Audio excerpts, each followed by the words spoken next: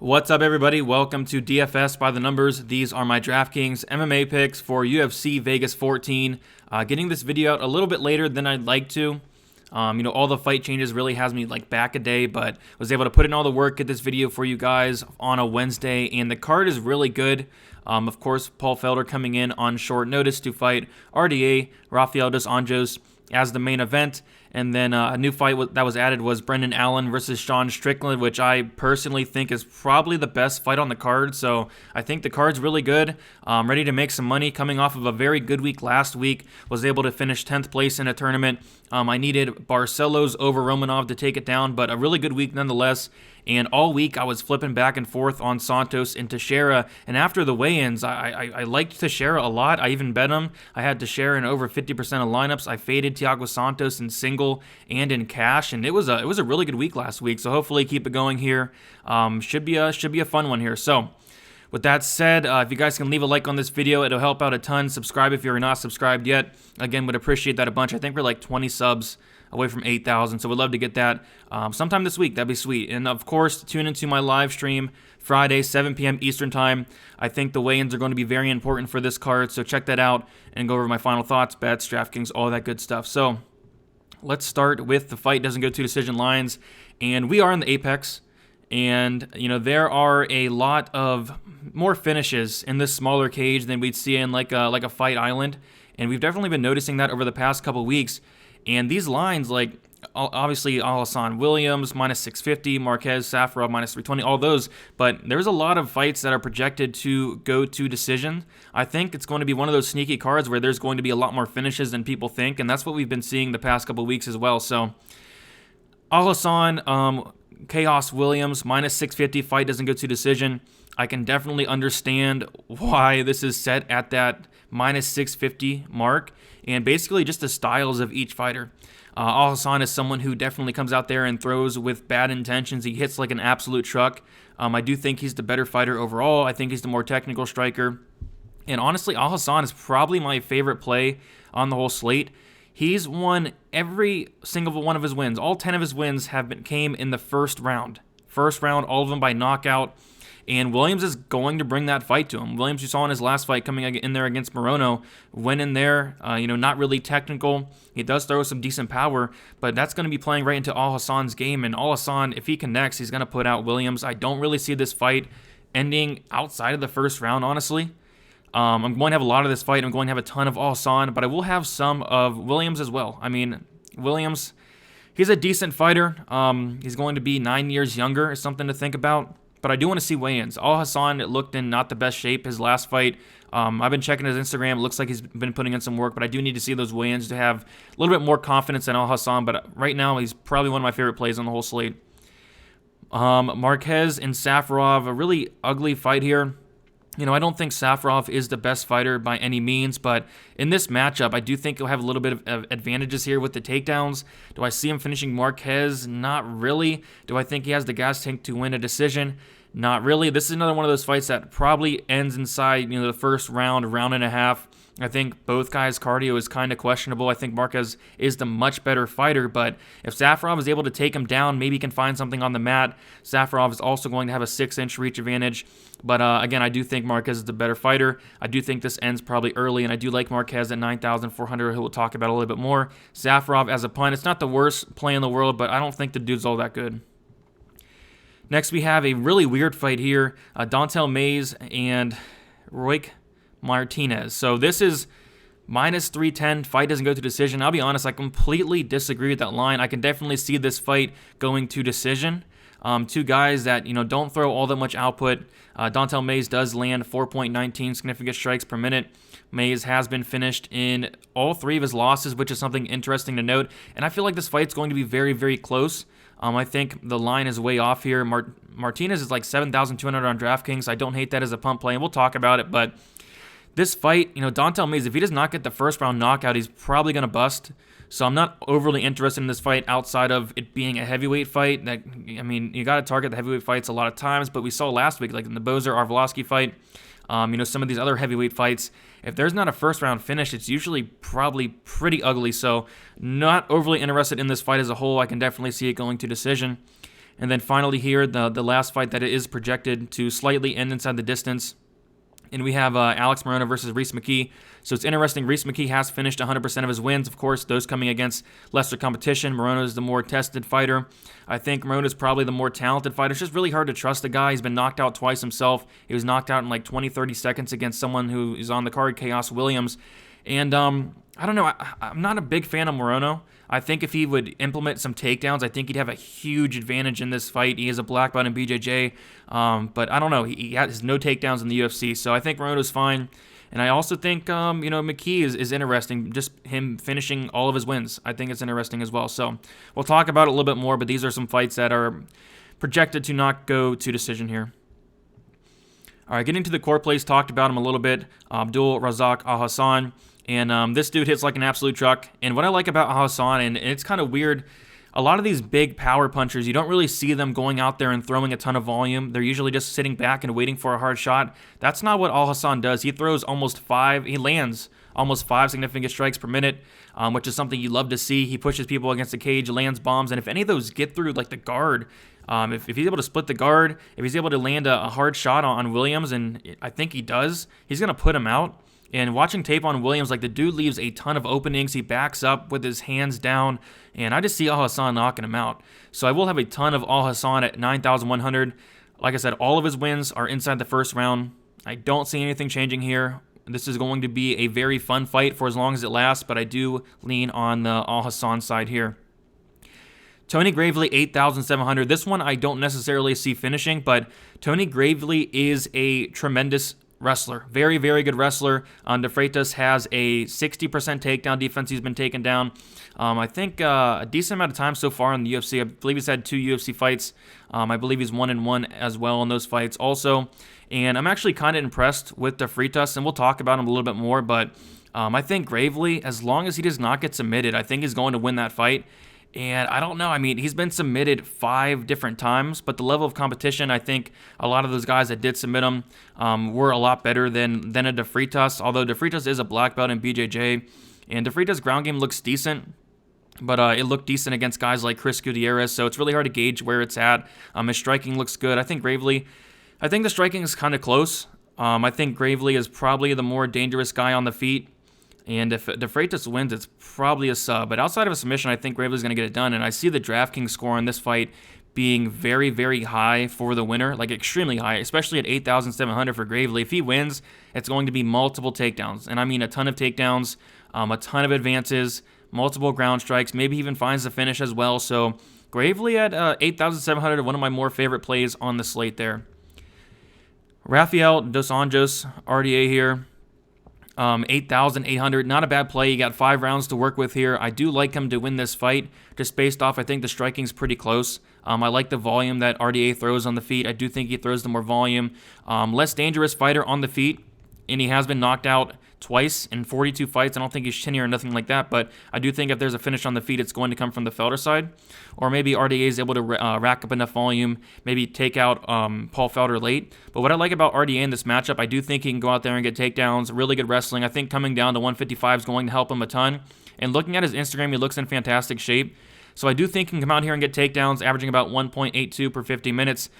Grind out Felder a little bit. Felder coming in on 5 days short notice. I know he's probably prepared for this fight, but I do lean on the RDA side. Had a full camp, training for Makhachev, which would be a very wrestling, grappling heavy training camp there. So I do think he can come in there with that mindset of just taking Felder down, grinding him out a little bit, getting him tired, and maybe even finishing him late. But I do see him probably winning a decision here. 8,800, I do think he can pay off that price tag with the takedowns, maybe some advances. And I don't think a finish is all that unlikely. So already at 8,800, something I'm looking at there. Brendan Allen, 7,900. He was supposed to fight Ian Heinisch last week. That fight did not play out. So he's back here fighting Sean Strickland. And, I mean, I thought the Heinisch fight was hard to call. I think this fight's hard to call as well. I do think Allen, especially at 7,900, I do believe he's going to be the slight favorite by the time this fight starts on Saturday. The very slight favorite. And it's a really tough fight to call, but I do think he has the more upside in this fight. I think if Allen if Allen wins, I think he's going to score a lot. If Strickland wins, I think he can score decent, but I do think Allen has the higher ceiling in this matchup. And I do see this fight probably touching the mat. And at that point, I mean, Strickland looks decent on the mat. It's just he hasn't fought many wrestler grapplers. I mean, he fought Kamaru Usman a couple years ago, looked okay, got taken down twice. Other than that, there's one other wrestler he fought a long time ago as well. Other than that, he doesn't fight many wrestler grapplers, and Allen is definitely going to test the ground game of Sean Strickland. Strickland is a brown belt in BJJ. Allen is obviously a black belt, so I think if he does get it to the mat, he's going to have a huge advantage on the feet. I think the pressure of Allen could definitely pose some problems to Strickland. Strickland is going to have to, kind of stay on the outside, but I think the smaller cage is probably going to favor Allen a little bit in this fight, whether it is getting it to the mat, and when it gets to the mat, like Allen is a wizard on the mat, so I kind of lean Allen in this spot, especially at 7,900. I think you're getting multiple takedown upside, advanced upside, and I think he's live for a first round finish, although Strickland has never been submitted, but Allen is a very, very dangerous grappler there, so Allen's somebody I'm looking at, and I'm assuming he's going to be fairly popular this week. All right, and then going down to our GPP plays, our tournament plays here. Julian Marquez, talked about him a little bit. 9,400 versus Safarov. Safarov, I don't think Safarov is a great fighter. I think Marquez is the way better fighter here, but I do kind of worry about his takedown defense. He's been taking it down a lot so far in his career. And he does have like a 52% takedown defense. Safarov does have average about 2.5 takedowns per 50 minutes with a 41% accuracy. So that kind of worries me a lot. But I don't think Safarov has really the cardio to implement a wrestling heavy game plan for 15 minutes. No way. So on the feet, it's Marquez all day. I think he's very dangerous. He's finished 71% of his wins by knockout.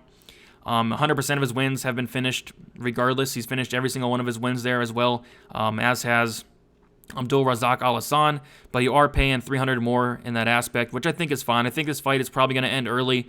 I think the skill gap between these two fighters is a lot. Does Safarov have a path to victory? Yeah, I guess. I just don't think he's a great fighter. So Marquez should get it done, and should get it done early there. I like the 9,400 there. Luis Smolka, 8,400. This is really interesting. I'm kind of confused by this line. There's a lot of love coming in for Quinones. I don't think he's a great fighter. Only finishing 40% of his wins, 30% by knockout. He has a jiu-jitsu tattooed on his chest. The dude only has one submission in his career. And Smolka is going to be the much dangerous fighter, finishing 88% of his wins. And in Quinones' last fight against Sean O'Malley, I know Sean O'Malley, a lot of hype around him, but Quinones looks like he does not like to get hit. I mean, O'Malley landed a shot, and Quinones just quit. He fell on the ground and covered up. So I think Smolka is going to... I think he's going to finish here. I think he's a lot better fighter. The only thing I worry about is Smolka does have a 30% takedown defense. If Quinones does go to the takedowns, he does average 2.5 takedowns per 15 minutes with almost a 50% accuracy. I guess he could take down Smolka, but then again, Smolka is very dangerous anywhere the fight goes. He's finished almost half his wins by submission. So I do think Smolka is very dangerous. I think he's more dangerous on the feet. I think he's more dangerous on the mat. And I like Smolka here as a nice high upside tournament play. Probably wouldn't go here in cash. It's hard to trust a guy, but I do think he has a really high ceiling here. Going down, Alex Morona, another guy you really can't trust, but in this matchup, I mean, he's a dangerous guy. He definitely has been improving his striking as of late. Strikings look good, although he got knocked out by Chaos Williams in 20-30 seconds last fight, but this dude is a black belt in BJJ there. He's finished 64% of his wins, so he's kind of dangerous. If this fight does hit the mat, I think he's going to have a huge advantage. The problem is, he does not go for any takedowns. He has 0 takedowns landed in the UFC. That's something I do not like about the guy. Could play out kind of close if it does stay striking, which I do think it does. I think the experience of Morona is going to help him out. I'm not all that sold on Reese McKee. Reese McKee's been knocked out twice himself in only 14 fights. So I don't think McKee's the best fighter. I'm going to slightly lean Morona at 8,100, and I think there's some decent upside there. Sean Strickland, last of the tournament plays here, and this is just such a close fight. I mean, if Strickland's able to survive the early storm of Allen, maybe Allen definitely slows down here. I think Strickland is the better striker. If he can, extend this into the second, third round, I think Allen's definitely going to slow down. I'm curious to see, how he's going to match up with Allen's ground game. Not all that confident he's going to, look all that great against Allen, who is, like I said, a wizard on the mat. But, Strickland's no slouch on the mat himself. So I'm not overly concerned, but... yeah, Strickland, I could see him definitely getting a late finish if he is able to survive. I see this fight scoring high in general. No matter who wins, I can see both these fighters scoring high in a win. Allen just with the more upside there. So I think Strickland's fine at 8,300. Live dogs here, and there's a ton of them. And I think you could pretty much put every single underdog on this slide here. I think a lot of these dogs are very live. And we'll start with Antonio Arroyo. 7,700. I am picking him to win upright. I like the price at 7,700 there. I'm not all that impressed with Anders. Eric Anders is someone who, if he does not get a first-round finish, he's going to bust. 8,500, I don't like it. In Ohio, he's going to throw more volume. I think he has the better ground game. I think he can maybe even get takedowns himself. Ohio, I just was really impressed with what I saw with his striking. He was able to survive on the mat with someone in Andre Muniz, who I'm very high on. He does average about 2 takedowns per 50 minutes. Anders does have an 80% takedown defense. Ohio does have a 44% takedown defense, so I guess the only thing I'm worried about is if Anders does take down Ohio. But even then, Ohio off his back, I think is pretty decent. So 88% finish rate for Ohio. I think he's the more dangerous striker. Anders is dangerous himself, but he just doesn't let go enough. So Ohio definitely has some really good body kicks, really good head kicks. So I like Ohio here. I really do. At that price, underdog price, I think he's very live. I think he has some upside as well, but this fight could play out boring, so just beware about that. Geraldo de Freitas, 7,500. Man, I've been flipping back and forth on this fight just due to the fact that Gravely's been submitted 5 times. De Freitas looks like he's really solid on the mat, good reversals, throws up submissions. But I think De Freitas in this situation is sub or bust, and that's why I am more on the Gravely side. But if De Freitas is able to find a sub, yeah, he can do really well here at 7,500. Maybe he's able to get some reversal sweeps. I think he can get takedowns himself. De Freitas has really good takedowns. His striking's really good. I think he's very, very, very live here. I think this fight should be closer to a pick'em. And it is trending that way, but I am slightly leaning towards the Gravely side. But yeah, De Freitas, 7,500. I do like that. I'll have a decent amount. Paul Felder, so I do think he's going to be the more dangerous guy here on the feet. He does hit really hard. Maybe he comes in here fast with coming in on only 5 days notice. Maybe he tries to get the early finish. I do worry about him going into the later rounds, especially if RDA is able to take him down, grind him out a little bit. But I do like RDA here, but I will have some Paul Felder as well. I don't think you absolutely need the main event this week. I can definitely see it going to the later rounds. This is not a must-play main event. So I'm thinking maybe like a 40% Dos Anjos, maybe a 25-30% Felder, something like that. Maybe 45% Dos Anjos. I'm not overly high on this main event. I don't even know if you needed it last week. I don't think you needed it last week. Wait, yeah, you did. Yeah, you did. So you did need it last week, but the 2 weeks before that is when you didn't need it. So this one, it's a little iffy. If Felder obviously gets a knockout, yeah, it's going to be optimal. But if Dos Anjos gets like a decision win, or even like a late, like a 4th round finish, I don't know if it'll be optimal. So something to think about there. Don't really want to lock it in. Royk Martinez, 7,200. Interesting play here. I mean, the dude's, I don't know, I want to say he's pretty dangerous here. Based off the fact that Mays has been knocked out once. He's been submitted twice. And, Mays does have, Martinez has a 20% submission rate.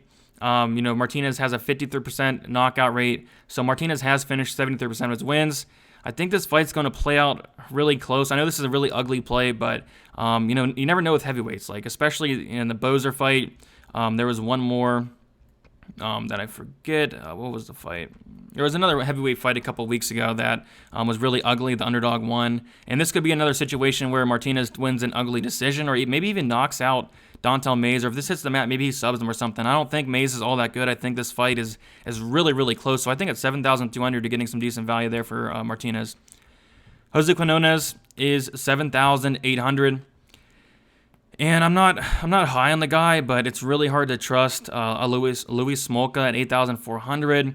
I think if Quinones comes in here, maybe stays the outside, he can win a close decision. Maybe he takes down Smolka. If he stays out of trouble, again, he can win a close decision. I don't think the upside is really there for a finish. He's only finished 40% of his wins, which is the lowest finish rate on the slate, or it's tied with Ashley Yoder at 40% as well. And Smolka has never been knocked out. And Smolka has been submitted 3 times, so I don't see, Quinones knocking him out or anything. I really don't see him submitting him as well, so I don't really like the upside, but I do think he's live in a way here at 7,800.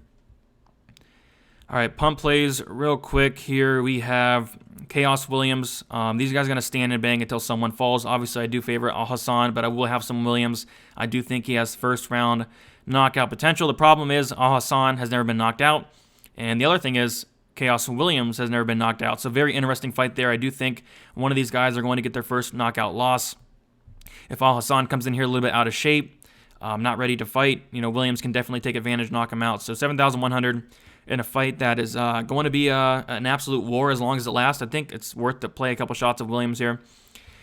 Corey McKenna, 7,000. Again, a lot of these fights are, should be lined a lot closer, and a lot of these fights are very close to call. I think this is one of them.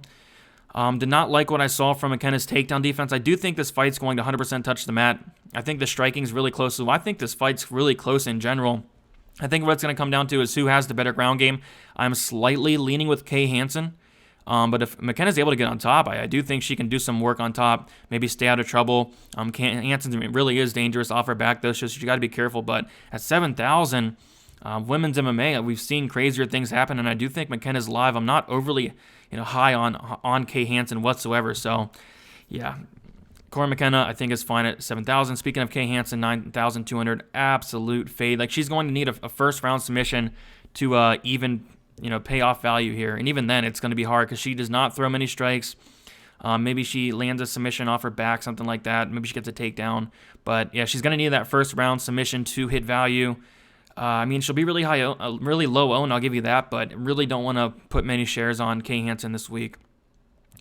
All right, that's about it. I just want to remind you guys, it's always a great time to become a member of my Patreon and receive the full access to my model with all the stats, the premium projections, GPP lineup percentages, my DraftKings article that comes out late Friday, access to my Discord as well. And I just want to say thank you guys for 200 members on Patreon. That's awesome. Just hit over the 200 mark over the weekend, so thank you guys so much for that, all the support. And with that said, I'm going to get out of here. Thank you guys so much for watching. Tune into the breakdown video. Tune into the live stream on Friday as well. And good luck on Saturday. Let's keep killing it. We've been on a roll lately. And good luck, guys.